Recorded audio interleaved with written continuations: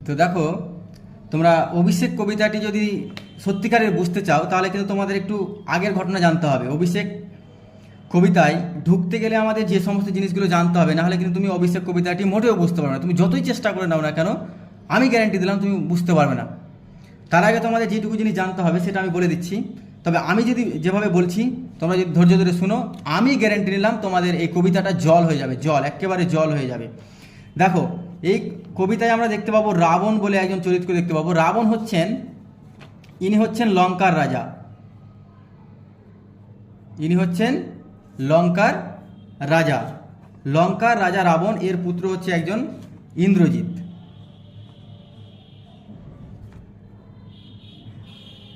আর একজন হচ্ছে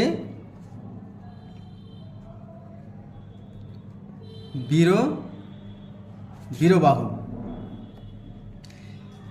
এই ইন্দ্রজিৎকে পালন করেছিল একজন মাতা, যার নাম হচ্ছে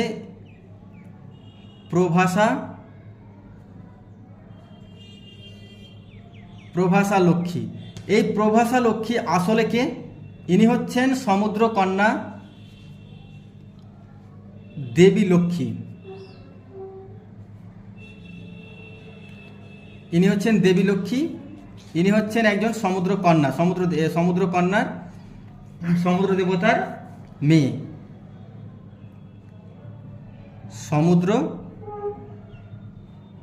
সমুদ্র কন্যা। এই দেবী লক্ষ্মী ইন্দ্রজিৎকে কি করেছিল বলে না, একটা হচ্ছে ধাত্রীমা, মানে যে গর্ভে ধারণ করে তিনি একজন মা হয়, আর যিনি পালন করে তিনি এক প্রকারের মা হন। তো ইনি হচ্ছেন পালন মাতা। এই প্রভাসা লক্ষ্মী হচ্ছেন ইন্দ্রজিতের পালন মাতা। ইন্দ্রজিৎ রাত্রিকালীন যুদ্ধে এই লঙ্কার শত্রু রামচন্দ্রকে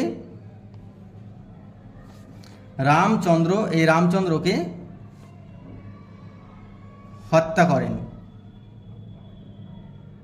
কি বললাম? এই ইন্দ্রজিৎ তাদের একমাত্র শত্রু এই রামচন্দ্রকে হত্যা করেছিলেন। তিনি হত্যা করে দিয়ে বর্তমানে তিনি কি করছেন, এখন যুদ্ধের আনন্দে, অর্থাৎ নিশা যুদ্ধে যখন রামচন্দ্রকে হারিয়ে দিয়েছিল, তখন হারিয়ে দেওয়ার পরে ও বর্তমানে এখন সিংহাসনে বসে আছেন।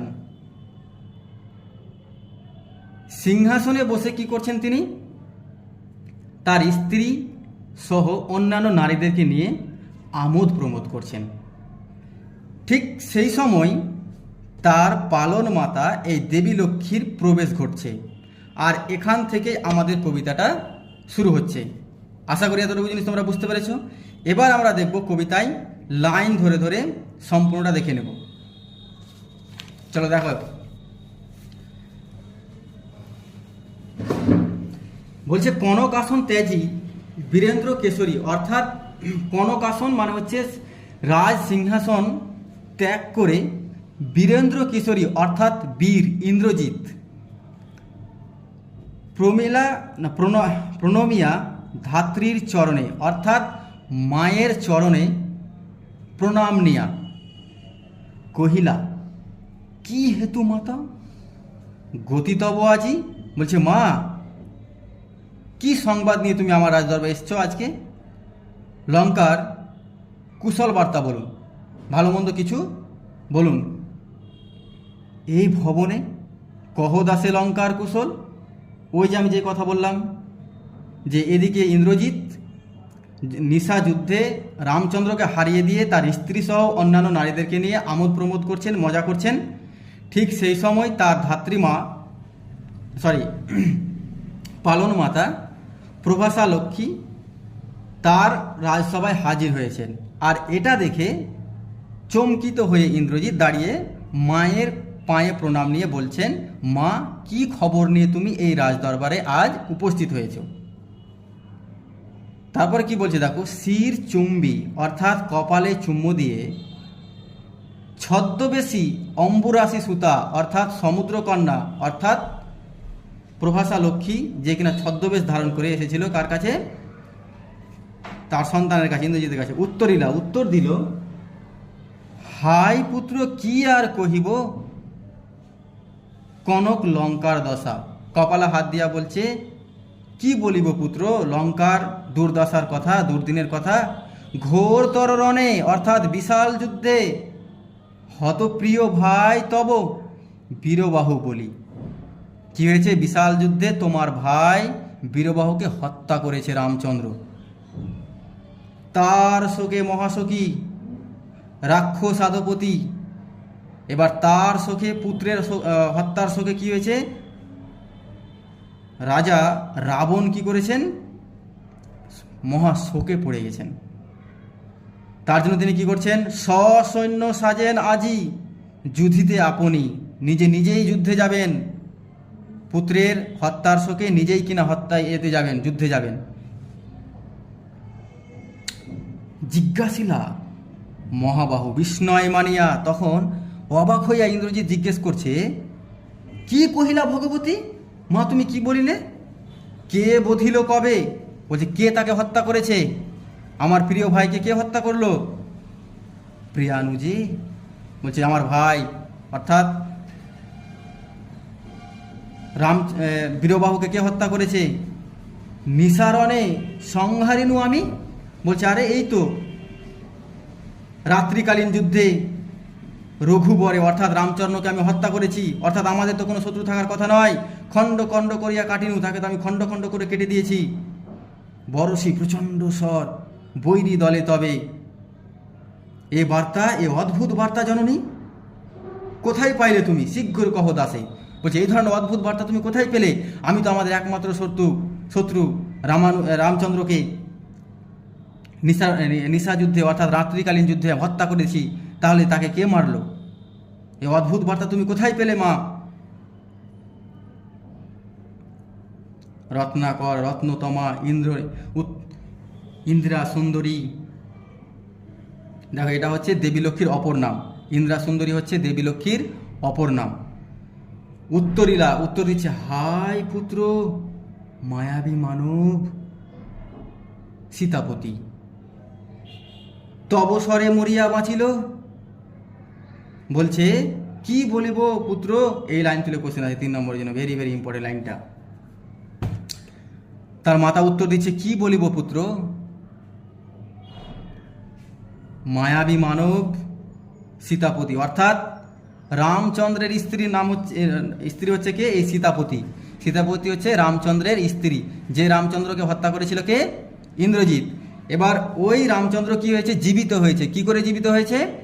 তার স্ত্রী এই সীতাপতি তার স্বামীকে খুবই ভালোবাসতো, এতটাই ভালোবাসতো যে কিনা কি করেছিল, অনেক দেবতাদের কাছে গিয়েছিলেন। দেবতাদের কাছে গিয়ে তিনি দেবতাদের খুশি করে তিনি তার স্বামীর প্রাণকে ফিরিয়ে পেয়েছিলেন। সেই স্বামী কি করেছে? এবার ইন্দ্রজিতের ভাইকে হত্যা করেছে। যাও তুমি তরা করি রক্ষকুল অর্থাৎ তুমি তাড়াতাড়ি যাও, তোমার এই লঙ্কাকে বাঁচাতে হবে, তুমি তাড়াতাড়ি যাও। মানো এই কাল সমরে রক্ষ চূড়ামণি। বলছে ভয়ঙ্কর যুদ্ধে যাও তুমি, ভয়ঙ্কর যুদ্ধ। শ্রেষ্ঠ বীর অর্থাৎ চূড়ামণি বলতে শ্রেষ্ঠ বীর, সেই শ্রেষ্ঠ বীর ইন্দ্রজিৎ তুমি যাও, তোমার লঙ্কাকে বাঁচাতে হবে। ছিঁড়িলা, তখন দেখো এবার কি করছে, ছিঁড়িলা কুসুম দাম অর্থাৎ ইন্দ্রজিৎ যে ফুলের মালা পড়েছিল সেই ফুলের মালাকে ছিঁড়ে দিয়ে রোষে মহাবলী একদম রেগে গিয়ে মেঘনাদ ফেলাইয়া কনক বলয় অর্থাৎ মেঘনাদ বলতে এখানে একটা কথা বলছে, ইন্দ্রজিতের কথা বলছে। মেঘনাদ কি করেছে?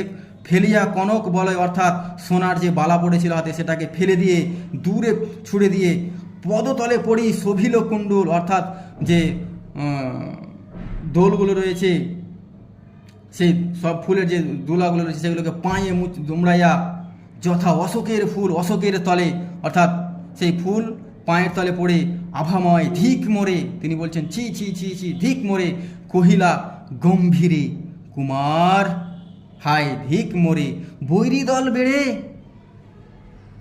স্বর্ণলঙ্কা হেতা আমি বামাদল মাঝে দিয়ে বলছে ছি ছি ছি ছি ছি, আমাকে ধিক্কার, আজ আমার লঙ্কা বিপদে রয়েছে, আমার ভাই হত্যা হয়েছে, আর আজ কিনা আর সেই যুদ্ধের প্রতিশোধ নেওয়ার জন্য আমার বাবা বৃদ্ধ মানুষ যুদ্ধে যাওয়ার জন্য তৈরি হচ্ছেন, আর আমি কিনা নারীদের মাঝে আমোদ প্রমোদ করছি, ছি ছি ছি, ধিক মোরে।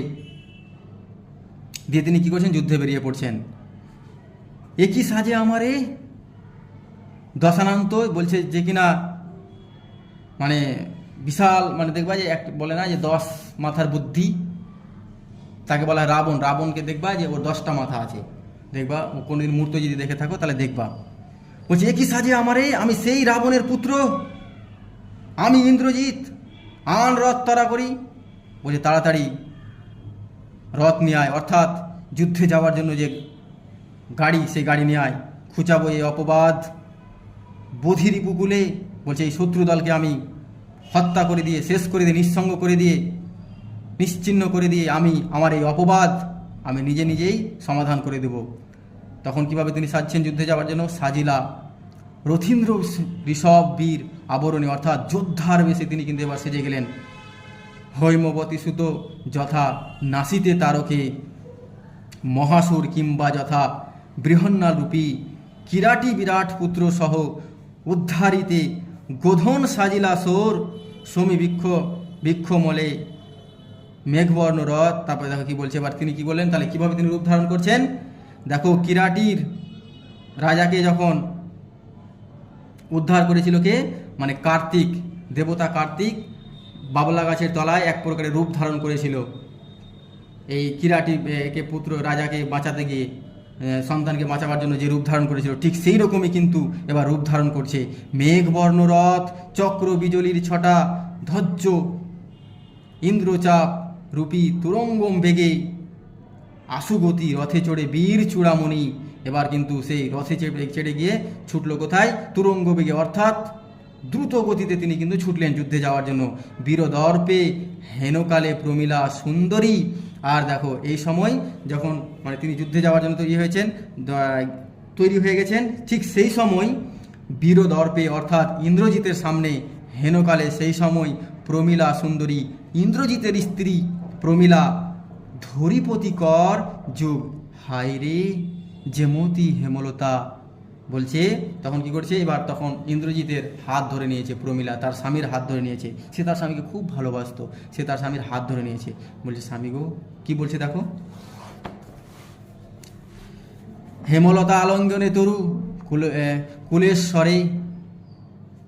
বলছে তুমি এই অভাগিনীকে রেখে তুমি কোথায় যাবে স্বামী? কহিলা কাঁদিয়া ধ্বনি কাঁদতে কাঁদতে, কোথায় প্রাণ সখে, প্রাণ সখা হে প্রিয়, তুমি আমায় রেখে কোথায় যাবে? রাখি এই দাসিরে কহ চলিলা আপনি, আপনি আমাকে রেখে কোথায় চললেন? কেমনে ধরিবে প্রাণ তোমার বিরবহে, তোমাকে ছেড়ে কেমন করে বাঁচি, কেমন করে থাকি আমি? এ অভাগিনী হায় না, হাই গো স্বামী গহন কাননে। বলছে তুমি গভীর অরণ্যে যাবে আমাকে ছেড়ে একাই? ব্রতবিধি বাঁধিলে সাধে করি পদ যদি। বলছে তুমি আমায় ছেড়ে যাবে গভীর অরণ্যে যুদ্ধে, তোমায় ছেড়ে কেমন করে থাকি প্রাণ সখা? তার রঙ্গ সঙ্গে রসে মননা দিয়া, কিন্তু তার এই আবেদন নিবেদনে ইন্দ্রজিৎ কোনো রকমের গুরুত্ব না দিয়া মাতঙ্গ যায় চলি, তবু তারে রাখি পদাশ্রয়ে। যধুনাথ তবে কেন তুমি গুণনিধি? বলছে তুমি তো হাতিদের রাজা। বলছে দেখো হাতিদের রাজাকে যেমন, দেখো হাতিদেরকে যেভাবে, দেখো হাতিদের মধ্যে কিন্তু এক প্রকার রাজা থাকে।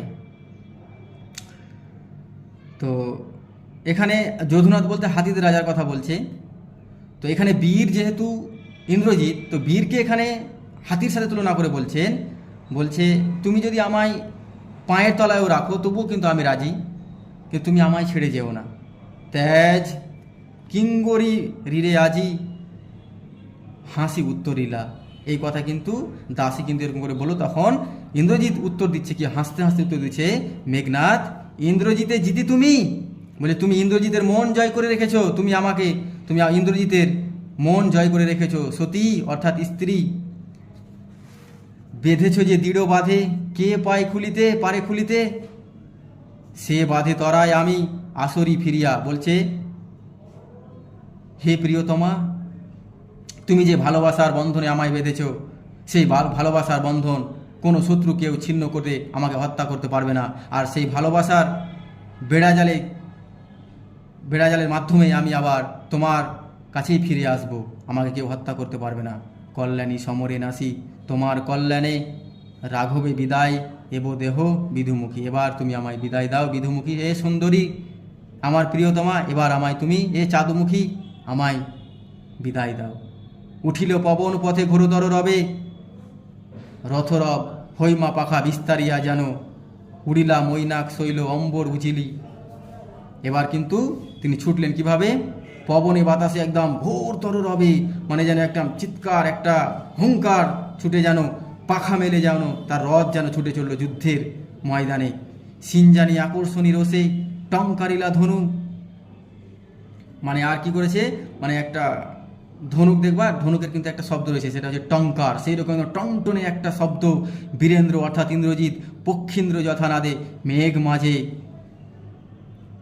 ভৈরবে কাঁপিল লঙ্কা, কাঁপিল জলধি, সাজিছে রাবণ রাজা বীরমদে মাতি। এবার কিন্তু এদিকে ইন্দ্রজিৎ সজ্জিত হয়েছে যুদ্ধে যাওয়ার জন্য, আর এদিকে রাজা নিজেই যুদ্ধে যাওয়ার জন্য রাবণ তৈরি হচ্ছেন। তার ফলে লঙ্কার মাঠ ঘাট সব কিছু যেন কেঁপে উঠেছে, লঙ্কার আকাশে বাতাসে যেন যুদ্ধের একটা দামামা বেজে উঠেছে। হ্যাঁ, এইরকম একটা পরিস্থিতি সৃষ্টি হয়েছে। আজ এই পর্যন্ত থাক, পরবর্তী ভিডিওতে আমি তার পরবর্তী লাইনগুলো নিয়ে আলোচনা করব। তো তোমাদের যদি ভিডিওটা ভালো লাগে অবশ্যই একটা লাইক করবে এবং বন্ধুদের মধ্যে শেয়ার করবে এবং আমার চ্যানেলটিকে সাবস্ক্রাইব করবে। ধন্যবাদ, সুস্থ থেকো, ভালো থেকো, ধন্যবাদ।